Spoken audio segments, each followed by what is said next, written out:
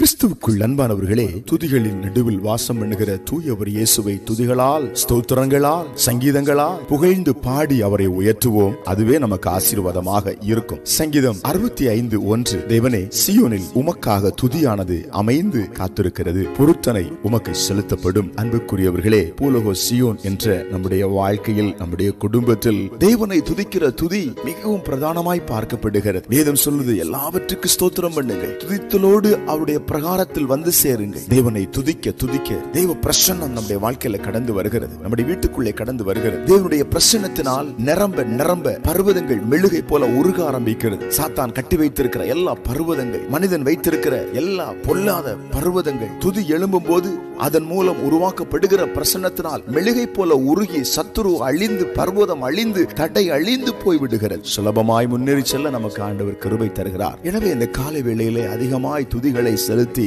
அவரை ஆராதித்து அவரை மகிமைப்படுத்தி கடந்து போகும்போது நிச்சயமாய் நம்முடைய வாழ்க்கையில் ஒரு பெரிய விசாலத்தையும் ஆசீர்வாதத்தையும் தேவன் நமக்கு தந்து நம்முடைய வீட்டுக்குள்ளே தேவனுடைய பிரசன்னமும் அதிகமாய் பெருகச் செய்து நம்மை அவர் வழி நடத்துவார். கலங்காதிருங்கள். நிச்சயமாய் நிச்சயமாய் தேவனுடைய பிரசன்னம் வெளிப்படுவதை காண்பீர்கள் நீங்கள் துதிக்கும் பொழுது. தேவனுடைய வல்லமை வெளிப்படுவதை காண்பீர்கள் நீங்கள் ஆராதிக்கும் பொழுது. சத்துருவுடைய பாளையம் நிர்மூலமாகுவதை காண்பீர்கள் நீங்கள் அவரை உயர்த்தும் பொழுது. ஜெபிப்போம். எங்கள் அன்பின் பிதாவே, இந்த காலை வேளையிலும் துதிக்கிற உம்முடைய பிள்ளைகள் மேல இறங்குகிற தேவ பிரசன்னத்துக்காய் ஸ்தோத்திரம். அந்த பிரசன்னத்தினாலே பிள்ளைகள் இருக்கிற எல்லா பொல்லாத கிரியைகளும் அழிகிறதுக்காய் ஸ்தோத்திரம். இயேசுவின் நாமத்தில் ஆமென்.